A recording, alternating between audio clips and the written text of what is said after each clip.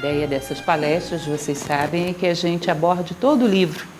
As palestras são bem independentes, cada uma delas dá para acompanhar isoladamente, sem problemas, mas a ideia é que vocês possam se aventurar na leitura desse livro agora com mais profundidade, em 3D, né? Com uma dimensão filosófica que permita ir mais fundo. Tem sido uma experiência muito bonita. Aqueles que têm participado de algumas dessas palestras sabem que sempre a expectativa que a gente cria para uma palavra é diferente daquilo que o Gibran fala. Então a gente vem esperando uma coisa da liberdade, do amor, da amizade, e ele aprofunda muito mais do que a gente pensava até então, né? Então é uma experiência muito interessante, porque você percebe o lado filosófico de uma poesia, que até então a gente só vê o lado estético, vê a beleza, mas não entende tão bem o conteúdo, porque Gibran não é um autor para a gente ler com pressa, com ansiedade. Ele exige realmente ser lentamente digerido. É muito profundo e a gente tem feito um trabalho interessante de reflexão juntos. Eu espero que hoje seja mais uma reflexão interessante para vocês. Alegria e tristeza é um tema que a gente vive todo dia. Dificilmente nós temos serenidade. Oscilamos entre esses dois polos. E nós vamos ver que Gibran vai focar muito nesse aspecto de encontrarmos um estado de alegria mais humano que esteja acima dessas polaridades, que nós não fiquemos feito um pêndulo oscilando de um lado para outro. Porque esse tipo de alegria superficial que temos, ela está no mesmo nível da tristeza, no mesmo nível da dor, e nós vivemos numa vibração muito intensa, que não nos permite ter um centro, ter paz, ter lucidez, ter tranquilidade. Paz é uma coisa que a gente fala demais, mas que conhece de menos, porque paz parte de dentro para fora, como todas as coisas da vida. E um estado de paz exigiria que tivéssemos um nível de alegria que não estivesse tão à mercê das circunstâncias. E o que ele vai falar é exatamente sobre isso. Nós sempre colocamos um iniciozinho, né? Já estamos quase decorando, aqueles que têm vindo a essas palestras, que Gibran nasce em 1883 no Líbano, uma cidadezinha desse tamaninho chamada Bicharré, que é onde ele foi sepultado, que hoje é um herói no Líbano, um personagem muito especial na história. Morre em 1931 em Nova York, nos Estados Unidos, já bastante famoso. Ele alcançou fama em vida, sobretudo por esse livro, O Profeta. Comentava com vocês que Gibran, sua principal profissão não era escritor, por incrível que pareça, era pintor. Ele tinha quadros que, na época, fizeram bastante sucesso, mas o que realmente o imortalizou foi a literatura e, sobretudo, o livro O Profeta. Bom, mais de 40 línguas ele já foi traduzido. 40 idiomas, tradução de um livro de poesia é realmente um sucesso. Mas, apesar disso, a gente fala ainda para as pessoas, você conhece Gibran? E você sente ainda que as pessoas ficam meio assim, né? Quem é Gibran? Então, ainda há muito o que divulgar. E a ideia é que a gente passe um pouco mais adiante o pensamento de Khalil Gibran, que foi um pensador, muito mais do que só um poeta, foi um filósofo, porque é muito difícil você conceber um verdadeiro poeta que não seja também filósofo, porque ele tem que ter o que dizer, ele tem que ter assunto. Vocês não ficam um pouco frustrados, às vezes, quando pegam uma poesia, que você sente que a pessoa tem até um bom manejo das palavras, joga bem com as palavras, mas não tem nada para dizer? A mensagem é banal? Um bom poeta, ele tem que ter um conteúdo, tem que ter algo a dizer e saber dizê-lo de forma bela. Então, Gibran une essas duas coisas de uma maneira que dificilmente você vai encontrar outro autor. E olha que eu conheço e gosto muito de poesia, mas dificilmente você vai encontrar alguém que faça isso com a perfeição e com a felicidade que ele faz. Encaixa bem conteúdo e forma, tá? Bom, e falava um pouco para vocês também a respeito do teor do livro. O nome O Profeta, esse nome várias vezes ele pensou em trocar, no início era para ser A Viagem, foi uma sugestão inclusive de Mary Haskell, que o nome fosse O Profeta. Vai contar a história de um homem que é Al-Mustafa, o eleito, o escolhido. Era um sábio. Esse sábio resolveu sair da ilha onde ele vivia para ir para uma cidade chamada Orfalese para ensinar alguma coisa para as pessoas. E aí ele chega lá e as pessoas não lhe dão a mínima atenção. Ele é tratado como um estrangeiro, um forasteiro, meio mendigo, meio louco, ninguém o ouve. Ele passa 12 anos nessa cidade. Um dia ele sobe na colina e vê que lá de longe vem vindo um barco da sua ilha. Que beleza, vou voltar para casa. Quando ele desce a colina com a intenção de voltar para casa, os habitantes de Orfalese dizem, opa, vamos perdê-lo. Que aí é um elemento que eu sempre chamo a atenção de vocês, que é talvez o mais importante para a gente gravar, que é a teoria do impacto. É uma tradição oriental que Gibran conhecia muito bem, que diz que a consciência nasce do contraste entre dois planos. Tá? Entre a vida e a morte, percebemos o sentido da vida. Entre o claro e o escuro, percebemos tanto uma cor quanto a outra. Se o universo inteiro fosse de uma única cor, provavelmente não teríamos consciência das cores. Entre o silêncio e o som, a consciência de ambos. Tá? E então, quando vamos perder algo, às vezes tomamos a consciência do valor que ele tem. Ou depois de perdê-lo, que é ainda pior. Né? Que é o que acontece aqui. Quando é que as pessoas de Orfalese vão perceber o valor que tinha Al-Mustafá? Quando ele diz, vou embora. Elas dizem, opa, peraí, como assim? Embora? A gente não te perguntou nada. 12 anos. A gente não aprendeu nada com você. E correm em volta dele. Dizem, você não sai daqui sem responder algumas perguntas para a gente. E ele, com muita compaixão, resolve fazer aquilo. Cada pergunta é um capítulo do livro. Esse é um dos menores. Vocês vão ver, a gente sempre transcreve todo o capítulo no PowerPoint. Ele tem aproximadamente 1,5 páginas. E é sempre muito espantoso como é que ele consegue dizer tanto em tão pouco espaço. Característica de autores desse tipo, né, de linha filosófica, falavam muito pouco e queriam dizer muita coisa. E eu sempre chamo a atenção de vocês de como a gente fala a beça e às vezes não quer dizer quase nada. Tá? Uma linguagem que é mais ruído do que propriamente transmissão de alguma mensagem. Então, em 1,5 páginas ele faz uma festa. Ele vai explicar o que é a alegria e a tristeza em exatamente isso. 1,5 páginas de um livrinho assim, dessa altura. Tá? E lembro a vocês que eu considero uma das coisas mais importantes é o fato de que isso é um mito. Ou seja, na verdade, todos os personagens estão dentro deles, está conversando consigo mesmo. Essa é característica do mito. Todos os personagens, só o personagem central é você, a consciência humana. Todos os demais são fatores psicológicos teus que são projetados fora para que você os veja, porque dentro você não vê. Então o mito ele transfere para fora os teus medos, as tuas debilidades, a tua coragem, o pouco de sabedoria que você tem. E é muito interessante, sempre falo sobre isso, porque eu acho muito bonita a abordagem de Carl Jung em relação a isso. Ele tem uma obra onde ele compara os mitos clássicos aos sonhos, a linguagem onírica, porque nos sonhos também é assim, somos nós dialogando conosco mesmo. Então tudo isso está acontecendo dentro de Al-Mustafá. 12 representa um círculo zodiacal, que é a vida humana. Ele, quando fecha um círculo de vida, ele domina todos os elementos que vivem dentro dele e para fazer uma síntese de vida, de tudo que ele aprendeu na vida. Tanto que eu coloquei para vocês aqui na tela inicial, né, esse trechinho, que é bem interessante, que é quando ele está entrando no barco e indo embora. Ele vira para trás e fala para a cidade de Orfalese. Fica sabendo, portanto, que hei de voltar do silêncio maior. Não esqueças que voltarei para ti um pouco de tempo, um momento de repouso sobre o vento, e uma outra mulher me dará a luz. Lógico que Gibran, não vou entrar aqui nessa questão de valores nem de ideologias desse tipo, mas ele era reencarnacionista, e o que ele está dizendo aí é isso, que retornará. Mas o que me interessa nesse pequeno trecho é mostrar para vocês como isso não é uma interpretação minha. Ele claramente está falando de sair de Orfalese como se estivesse morrendo. E a entrada em Orfalese como se tivesse nascido, ou seja, esse prazo de 12 anos como se fosse a vida. E todos os capítulos do profeta, a reflexão final da vida dele, ele conversando consigo mesmo. Essa é a ideia. Tá? Isso é um mito. É bem interessante porque recentemente, até passava para Flávio um texto de Gibran que eu lia, um texto de Jung que eu lia, que ele falava, preste mais atenção simbolicamente aos seus sonhos, o que eles querem te dizer, porque eles têm uma estrutura mítica, e isso é um fato. E muitas vezes nós, muito apressados que somos, muito desatentos, não aprendemos a dialogar simbolicamente com a nossa vida, nem acordados, nem dormindo. Não paramos para analisar os fatos da nossa vida. Né? Então vamos lá, hoje vamos falar sobre a alegria e a tristeza. Vocês vão perceber, como eu falava de início, que a alegria e a tristeza que Gibran está falando, as duas estão no mesmo nível. É como se fosse um estado de euforia, de excitação e de depressão. As duas estão no mesmo nível psicológico bem raso.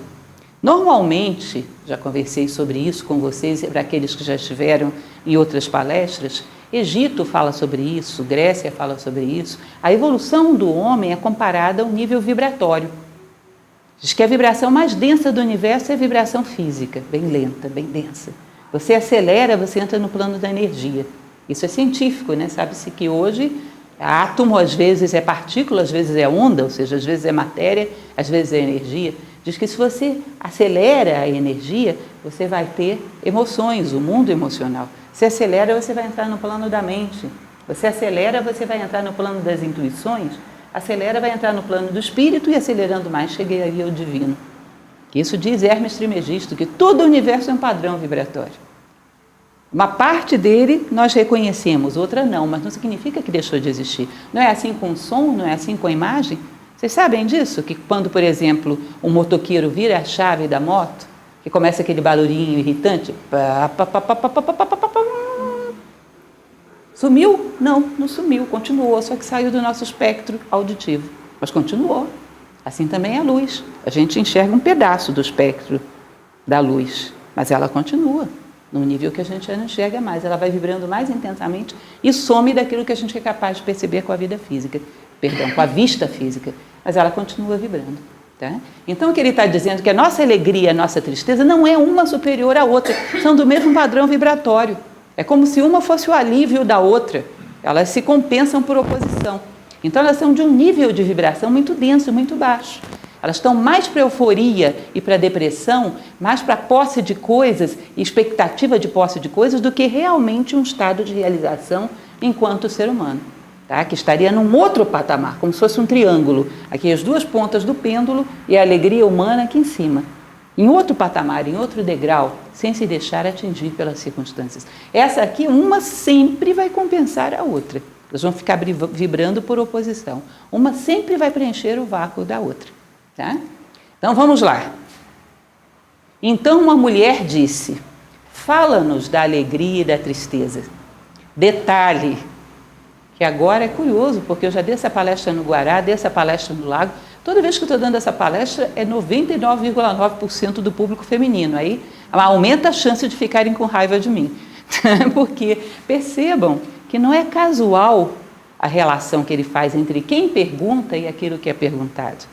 Esse caso aí ele deixou em aberto. Uma mulher pergunta, fala-nos da alegria e da tristeza. Ou seja, ele está se referindo ao feminino. E é importante que eu explique isso bem direitinho para ninguém ficar zangado comigo. Sempre quando se fala da psique masculina e feminina, não só da psique, mas toda a estrutura humana, vocês vão perceber que é como se fosse o yin e o yang, é harmonia por oposição. Nós não somos idênticos, nós somos complementares na natureza. Cada um tem a sua identidade e ao sermos aquilo que somos, encaixamos, vibramos em harmonia. Então, há uma peculiaridade de cada um dos veículos dos seres humanos.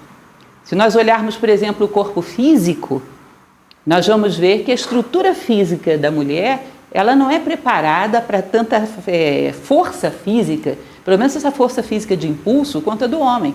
Até a estrutura muscular, a maneira como isso se distribui, é lógico que o físico do homem é mais terrestre, é mais denso, é mais dado à força física.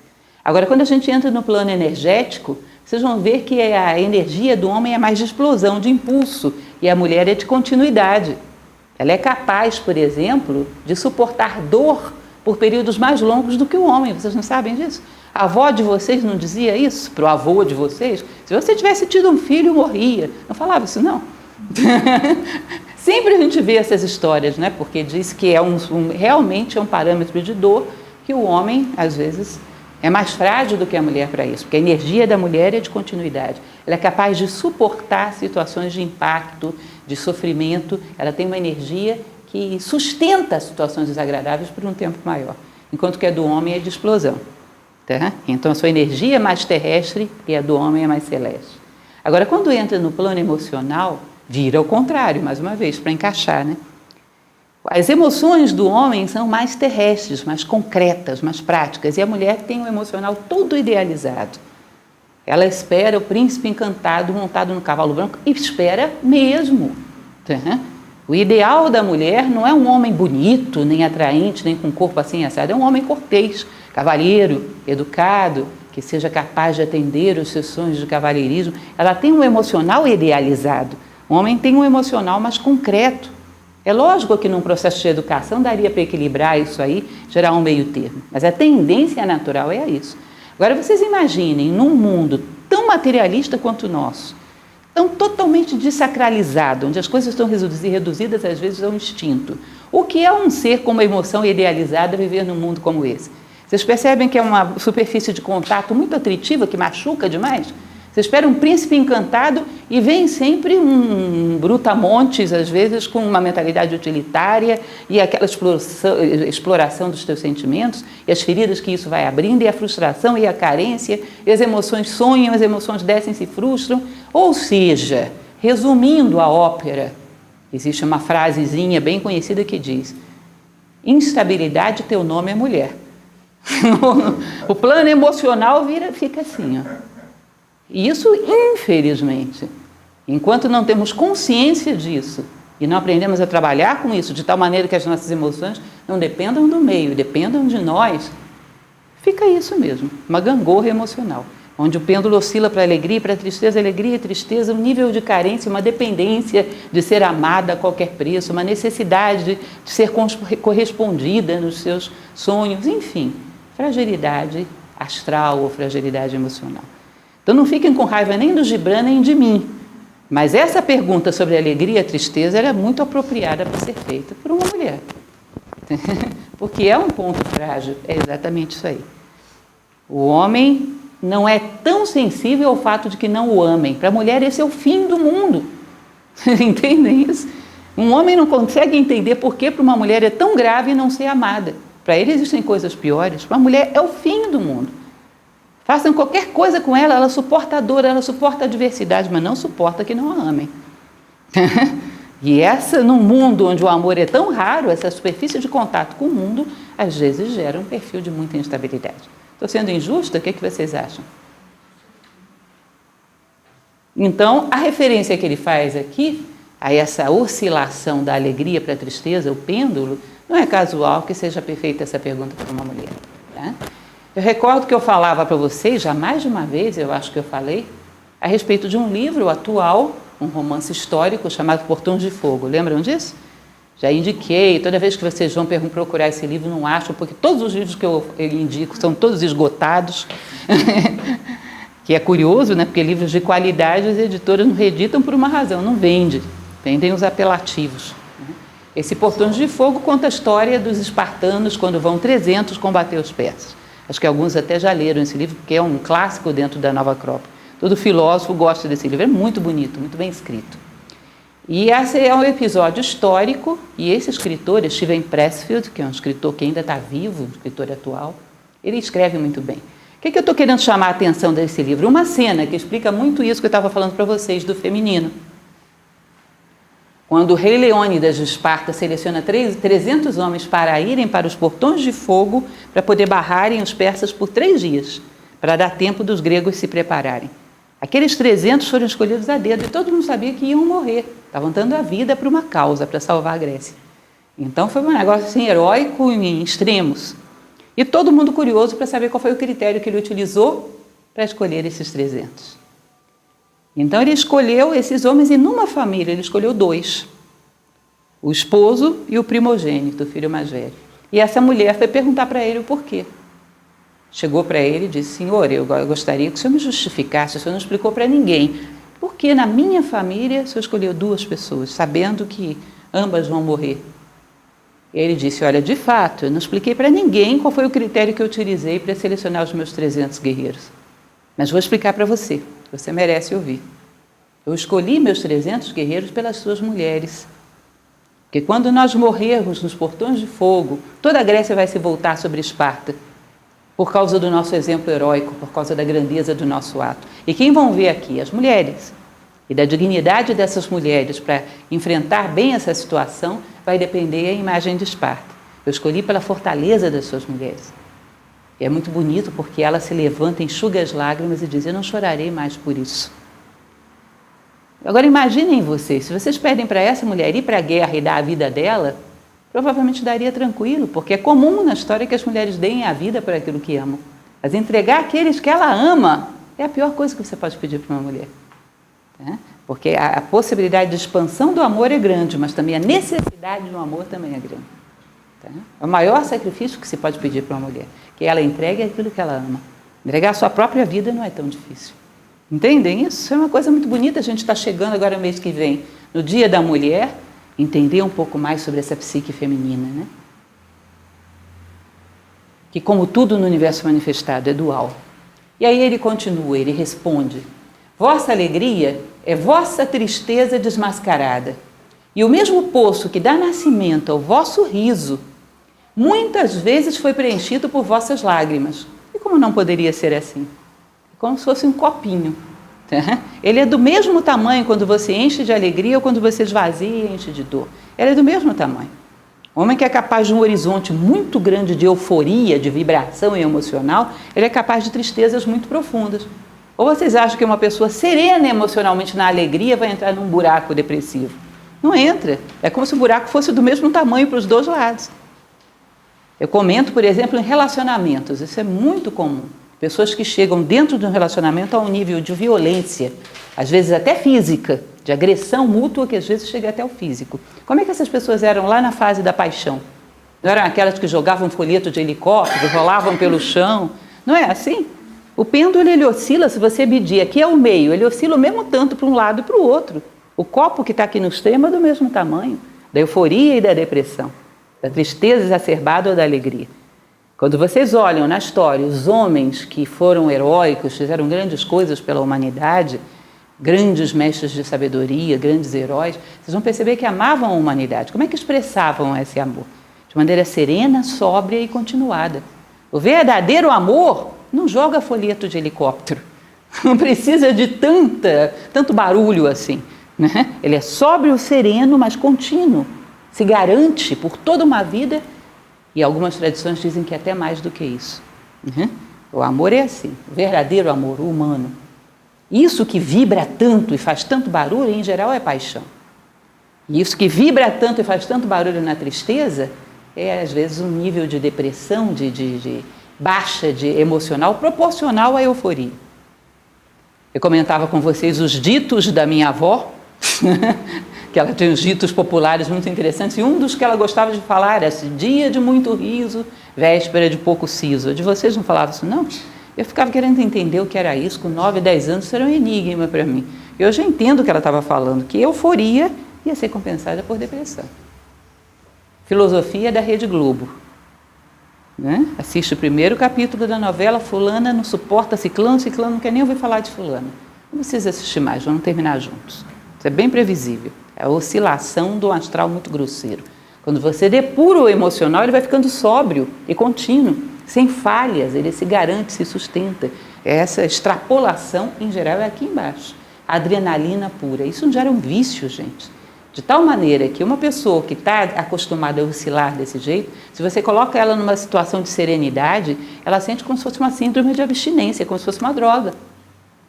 Eu uma vez assisti um médico falando sobre isso, ele diz que o estímulo de certas emoções viciosas são equivalentes ao estímulo de uma droga sobre uma célula.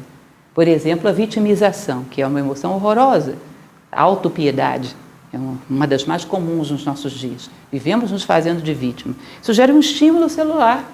Se você passar muito tempo sem sentir pena de si próprio, gera síndrome de abstinência, como se fosse um drogado. Ou seja, o teu corpo pede. Aí você tem que gerar uma situação para dar uma de coitadinho, porque senão você não suporta. Psicologicamente é como se fosse uma necessidade, um vício.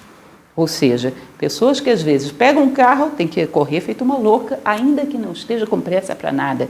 É a emoção da velocidade. Se bebe, não pode beber socialmente, tem que se embriagar, a emoção da embriaguez. Sempre tudo tem que ser extremado, adrenalina pura. Porque se fica em silêncio, tem medo do silêncio, não se reconhece aí. E isso é um vício como o outro qualquer. Às vezes mais complicado de curar do que um vício que depende de um elemento externo, que é só você cortar esse elemento externo. Quanto mais profundamente a tristeza crava as garras em vosso ser, tanto mais alegrias podereis conter. Entendem isso? Ou seja, se eu me deixo abater muito profundamente por uma circunstância, ela cava um poço dentro de mim de tristeza. E aquele poço agora vai ter que ser preenchido por euforia. Eu vou precisar de mais elementos de distração, de euforia, de prazeres, para preencher esse poço, porque ele ficou mais fundo. Tá? Eu fiquei mais dependente das circunstâncias, porque fiquei mais suscetível a elas. A minha suscetibilidade para a tristeza a minha satisfação pela alegria, agora eu tenho mais carência, eu tenho mais necessidades. Vocês lembram daquele mito que fala, não vou entrar na história do mito toda, porque senão daqui a pouco a gente está falando de outra coisa e não de Gibran. Mas muito resumidamente, vocês já devem ter ouvido falar da caixa de Pandora. Que abrem a caixa de Pandora e saem de lá todos os males do mundo. O que fica dentro da caixa de Pandora?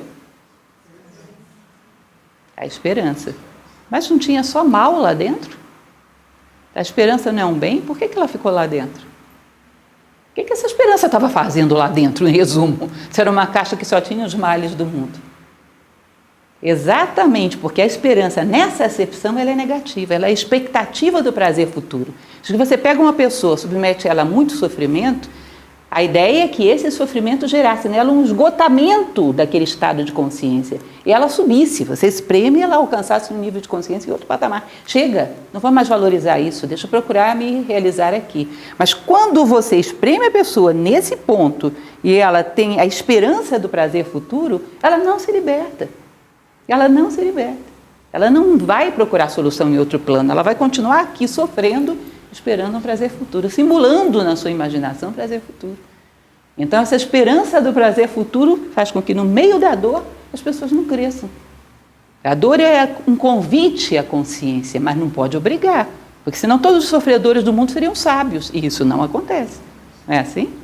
Alguém lembra da história do ratinho que eu contei para vocês? Que é uma experiência feita em laboratório, triste, porém real.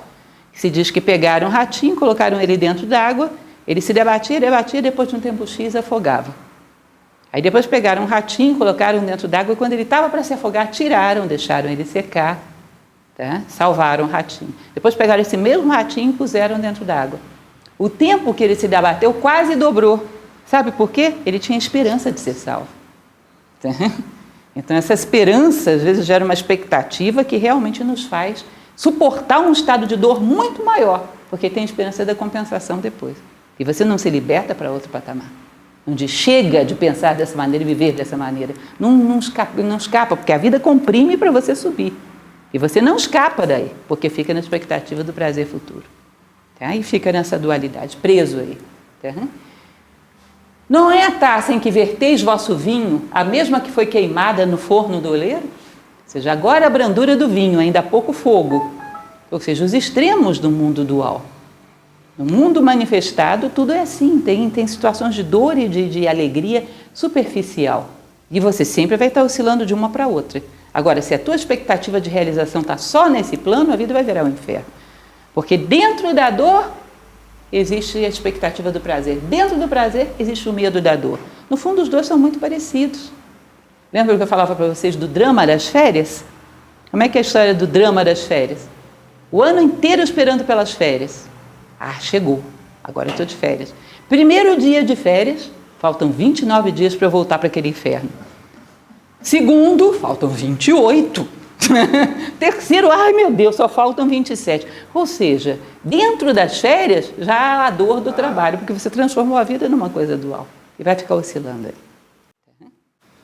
E não é a lira que acaricia vossa alma, a própria madeira que foi talhada a faca, ou seja, agora é música, ainda há pouco era faca.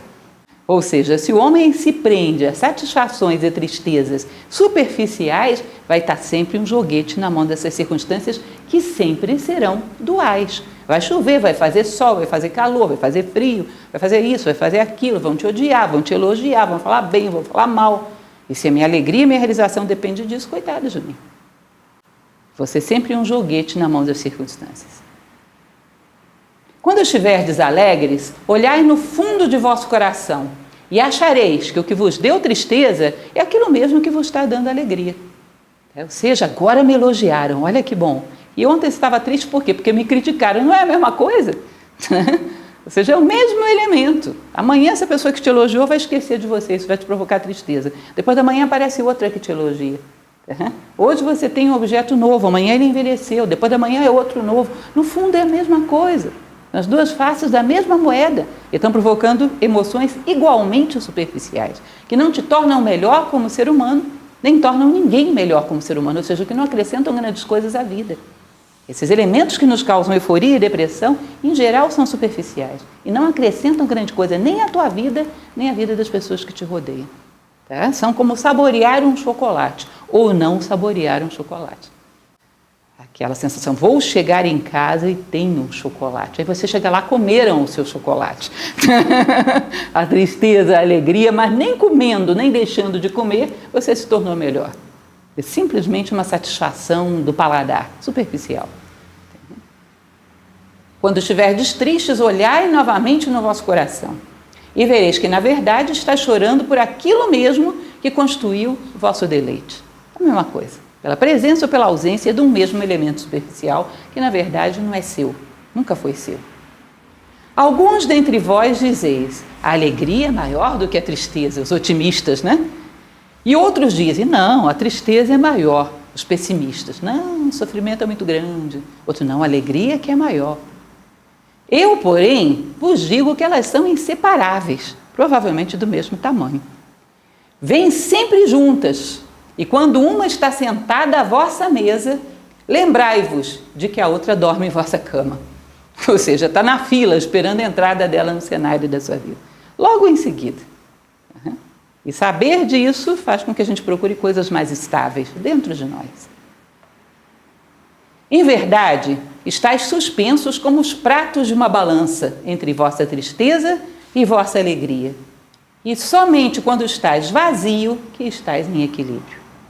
Aí vem esse drama do vazio, porque o que é vazio para o ponto de vista materialista é cheio para o ponto de vista espiritual. Quando um homem está cheio, por exemplo, de satisfação consigo mesmo, quando está com aquela satisfação do dever cumprido, quando se realiza por ter feito aquilo que lhe correspondia como ser humano, quando teve um ato fraterno, pode ser que ele não tenha tido um prazer físico nem uma dor física. Ele está vazio das coisas que o mundo valoriza, mas ele está cheio de algo que está no outro patamar. É interessante isso, porque para a gente hoje não tem muito sentido isso. Isso exige uma depuração do gosto. Às vezes uma pessoa abre mão de algo que para a sociedade seria muito valorizado, por um ato de fraternidade, ao invés de possuir, prefere entregar.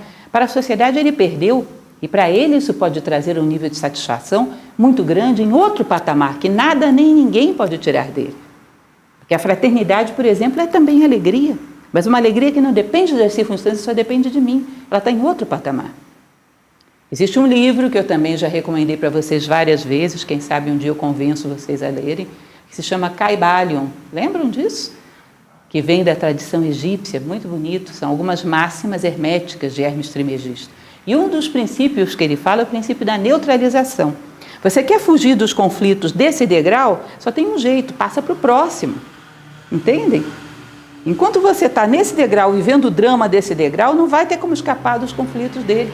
Vai estar sendo um joguete entre as alegrias e as dores desse degrau. Eu dei uma palestra uma ocasião sobre isso, eu colocava uma imagem de duas crianças brigando por um ursinho. O coitado do ursinho lá, um puxava a orelha, outro puxava a pata. Como é que você pode harmonizar esse conflito entre as duas crianças? Só tem um jeito, se você não desejar o ursinho. Porque se você também deseja o ursinho, você vai ser uma terceira criança brigando com elas. Se você já não deseja mais o ursinho, você vai olhar aquilo de cima e vai tentar uma forma de harmonizar. Porque agora você vai olhar com os olhos da justiça e não mais com os olhos do desejo. Tá? Quando a tua realização, os teus desejos já não estão mais nesse patamar, você sobe para um outro degrau, onde já pode ver essa situação com lucidez. Ou seja, quando a minha realização já não depende daquilo que eu tenho materialmente ou daquilo que eu perco materialmente, eu começo a ter uma realização que não pode ser tirada de mim. Nada que é realmente teu pode ser tirado de ti. Tá?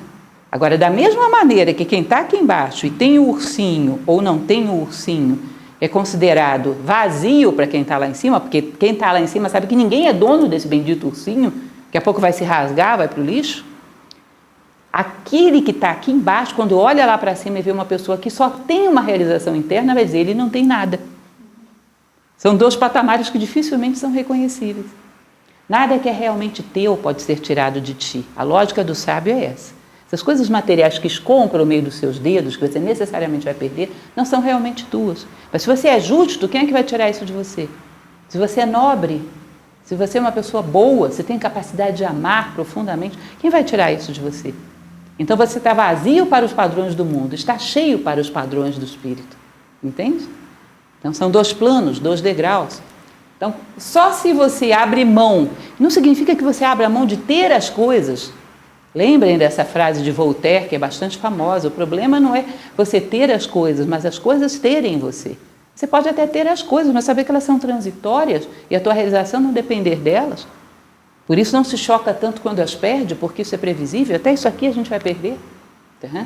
Então, vamos ler novamente a frase. Em verdade, estáis suspensos como os pratos de uma balança, entre vossa tristeza e vossa alegria. É somente quando estás vazio que estás em equilíbrio. Ou seja, se você está fundamentado em alegrias e tristezas, sempre um prato vai pesar mais do que o outro. Mas se a tua realização está em outro plano, aí você equilibra esse patamar aqui embaixo.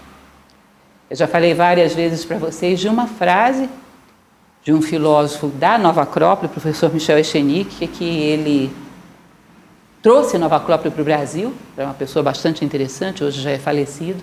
Ele dizia o seguinte: tem coisas nossas que fazem parte da geografia terrestre, tem cumes e vales. Mas existe algo em nós que é semelhante ao Sol, fica estável lá em cima, não oscila. Agora, se você se identifica com a Terra, vai estar submetido à geografia terrestre. Se você se identifica com esse algo solar que existe dentro de você, vai ter serenidade, vai ter constância. E quando o homem se identifica com algo que está acima, ele suaviza a geografia terrestre. Quem tem cumes e vales muito abruptos é porque está totalmente identificado aqui embaixo. Tá? Quanto mais você desdobra, desidentifica, mais o relevo tende a se tornar suave. É como as emoções de uma criança, que também já dei esse exemplo para vocês. Você olha para a criança dando birra, o que ela vai fazer? Dá mais birra, aí é que ela rola no chão e arranca os cabelos, não é isso? Você nem olha para ela, assovia, faz de conta que não está vendo. Vai passar, porque ela precisa de público. Ela precisa de plateia. Tem graça fazer birra se ninguém está olhando? Não tem nenhum sentido. Vocês acham que a nossa criança interna também não é assim? Ela entra em estados extremos de birra, de euforia, de depressão, quando isso está tendo efeito. Quando você está identificado com isso. Quando tem algo que está acima disso, você olha e diz: ih, minha personalidade hoje está birrenta, mas eu estou bem. A tendência é tirar a energia dessas oscilações e tornar o relevo mais brando. Entendem isso? Um outro grau de identidade. E isso é aquilo que nós conhecemos como maturidade. O homem maduro tem um grau de identidade mais profundo, interno, não oscila tanto. E por fim, o fechamento que ele vai fazer, que é muito bonito nessa passagem, mas sejam bem honestos, se a gente não tivesse nada de filosofia e fosse interpretar essa frase só lendo o Gibran, o que a gente entenderia disso? Quando o guarda do tesouro vos suspender para pesar seu ouro e sua prata, então deverá a vossa alegria ou vossa tristeza subir ou descer. Sem filosofia, me digam o que significa isso. Quem é o guarda do tesouro? O que é isso? Por isso que eu digo para vocês que, olha, não dá para você deixar de utilizar a filosofia se você quer realmente entender Gibran. É um aporte fundamental, porque ele usava a filosofia para escrever. Para ler, a gente precisa dela também. Frases como essa não teriam nenhum sentido. Agora vamos colocar a filosofia aí para a gente ver como é que fica? Quando o guarda do tesouro vos suspender, o que significa isso? O grande guarda do tesouro está associado ao divino, né? Que guarda toda a criação. Quando em determinado momento a lei divina vos suspender, ou seja, te tirar da terra, significa a morte, óbvio. Quando perdermos essa experiência física. E pesar vosso ouro e vossa prata. Ou seja, terminou essa experiência, vai pesar o que de valor você reuniu nessa experiência. O que é precioso, o que tem valor em você. Ou seja, vosso ouro, vossa prata real, que é aquele interno. Porque o externo não é nosso. Tá? Quando ele for pesar o vosso ouro ou vossa prata, for medir o quanto você cresceu nessa vida e o quanto permitiu as pessoas crescerem através de você, nessa hora vai justificar você ficar realmente alegre ou realmente triste.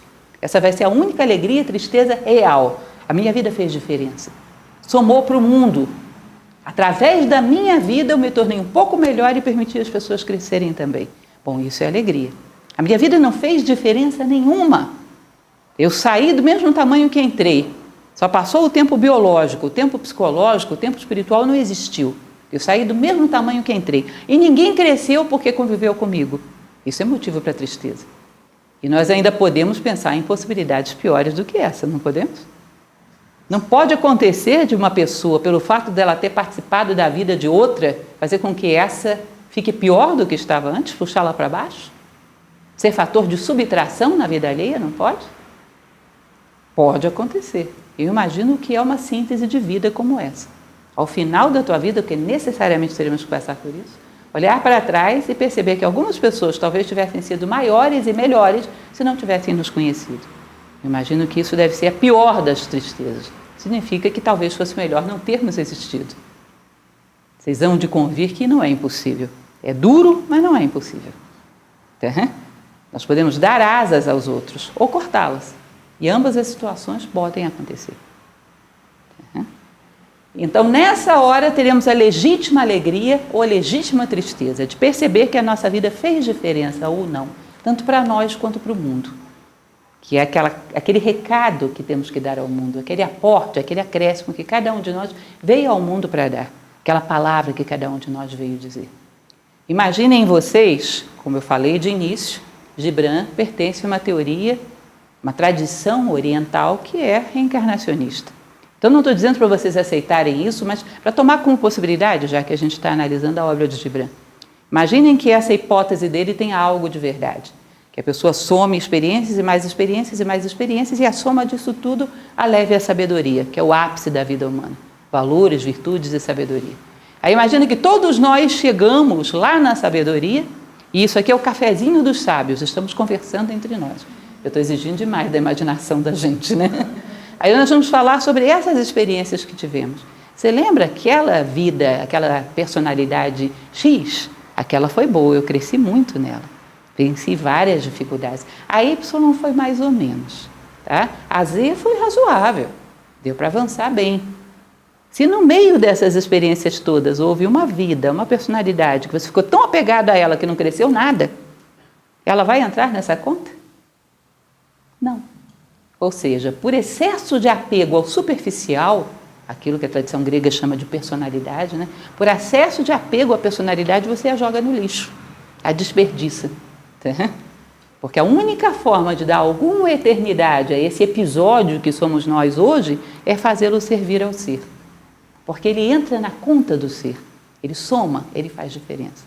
A única maneira de alcançarmos algum grau de perpetuidade é fazer com que esse episódio, que é passageiro, some para aquilo que é eterno. Nos aproxime a consciência desse ponto. Faça a diferença para nós e para os demais. E nessa hora é que o grande guardião do tesouro vai ver o quanto de ouro, o quanto de prata acumulamos. Que é exatamente aquela parábola bíblica dos talentos. Ou o cidadão multiplicou, ou ele enterrou, não fez nada, ou perdeu. Isso é o investimento que cada um faz da sua vida. E basicamente para ele essa é a real alegria ou real tristeza. O resto, em geral, são ilusões. A realização humana, que é a verdadeira alegria humana, é muito esporádica, muito raramente temos. Essa é aquela que temos independente das circunstâncias. Falava para vocês de situações de heróis históricos, só para vermos bem lá na frente, percebermos isso com clareza, uma Joana d'Arc queimando numa fogueira e se diz que ela estava em estado de glória, né? Olhava para o céu e estava em estado de glória, com o corpo queimando. Vocês imaginam que é um ser dessa grandeza? O estado de felicidade dela, de realização, já não depende mais do corpo. Depende de uma sensação de dever cumprido, de encontro com a sua missão de vida, que o corpo pode estar destruído e ela está em estado de êxtase. Tá? Diz que as pessoas que a queimavam olhavam e ficavam enlouquecidas. E muitas vezes na história vimos pessoas assim, em situações físicas extremas, mas internamente em paz, se sentindo quites com a vida, porque fizeram aquilo que lhe correspondia, deram o seu recado. Muitos mártires, muitos heróis já se sacrificaram pela humanidade e morreram em paz, independente das circunstâncias físicas estarem muito ruins. Isso significa que há um tipo de felicidade humana que não depende de nada fora, depende do dentro. Tá bom, eles são heróis, nós não somos heróis, mas somos aspirantes a seres humanos completos, somos aspirantes à sabedoria. Isso é a filosofia. Significa que algum grau disso já devemos ter. Por exemplo, que é o chamado sentimento do dever cumprido.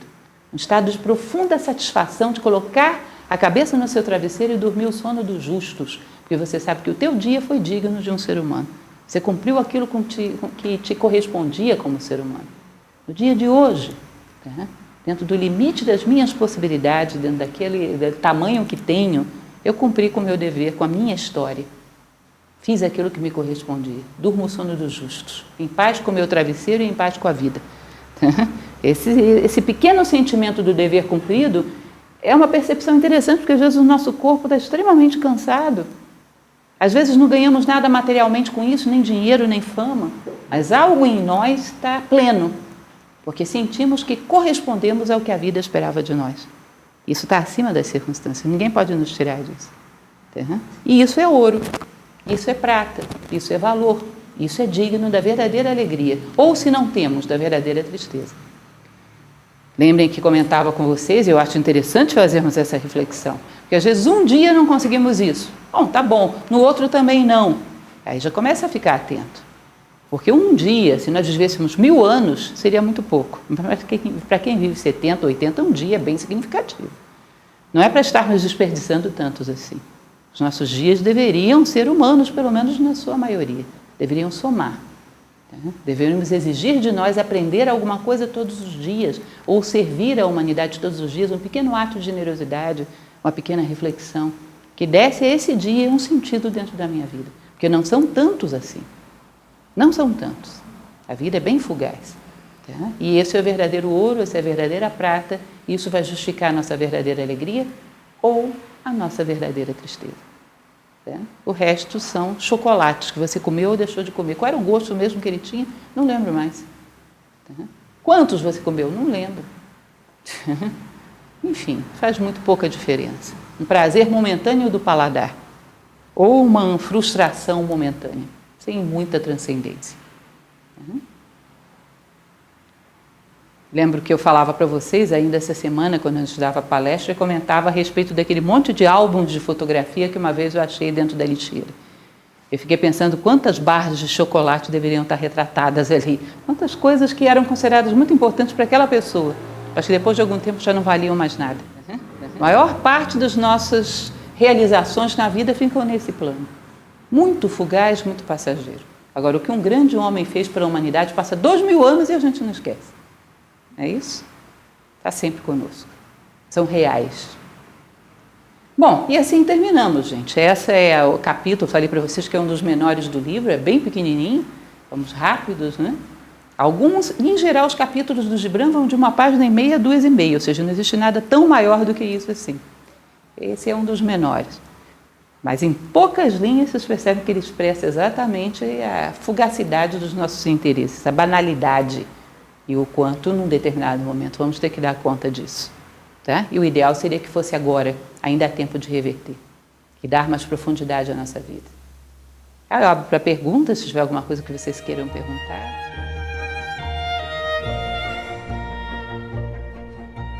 Tanto que você vai ver que na história, algumas vezes, a alegria do sábio é tão sóbria que as pessoas tomam como se ele fosse apático, frio. Vocês lembram daquele episódio que eu contava para vocês de Sêneca, o filósofo romano?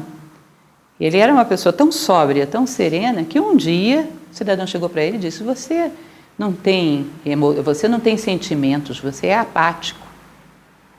Ele falou: engano seu, eu só tenho sentimentos. Você sabe o que significa isso? Ele está falando daquele pêndulo que eu falei para vocês. Aqui embaixo, paixão, euforia, né? E aqui depressão. Sentimentos mesmo está em outro plano, está lá em cima. Ele está dizendo: eu só tenho isso, eu não tenho isso aqui embaixo. Isso aqui eu não tenho mesmo para quê? Você não tem sentimentos? Olha, eu só tenho sentimentos. O que você tem é que é outra coisa. Eu não sei se quem ouviu entendeu, mas para a gente tem todo sentido, percebem? O que é interessante da filosofia, que nos permite entender homens dessa grandeza, eu só tenho sentimentos. Por isso que eu sou assim, equilibrado, sóbrio. O que eu tenho são verdadeiros sentimentos. Essas emoções passageiras, aquela choradeira depois da cena romântica no cinema, que logo depois na praça da alimentação já passou. Bom, isso eu não tenho não, eu tenho sentimentos que me comprometem por toda uma vida e até mais, que me tornam melhor. Isso eu tenho.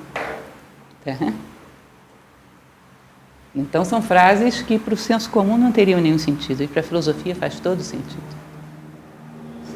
Alegria é uma coisa, euforia Não é que a alegria seja má, viu, gente? Vocês podem até achar que eu não gosto da barra de chocolate. Quem me conhece sabe que é bem diferente disso. Eu gosto. Mas o chocolate é a minha marca registrada. Mas não significa que o sentido da minha vida é o chocolate. É aquela história que eu falava para vocês. Eu caminho em direção ao meu sentido de vida. Essa é uma frase de um filósofo do século passado, Serihan. Se sopra uma brisa suave, eu me delicio com a brisa suave. Se faz um calor causticante, eu sofro com calor causticante, mas nenhum nem outro me tiram do caminho. É como se você chegasse para mim e dissesse, ou para qualquer pessoa e dissesse, olha, para você continuar no seu caminho, você vai ter que deixar de comer chocolate. Não, eu saio do caminho e saio correndo atrás de chocolate. Não. Isso eu não estou falando do meu caso, gente. Estou falando do caso ideal de um filósofo, seria assim. Você caminha pelo teu caminho. Se surge o chocolate, o come. Se não surge o chocolate, bom, paciência, eu vou sem o chocolate. Não significa que eu vou virar um asceta medieval que vou achar que o prazer ou a alegria é pecado.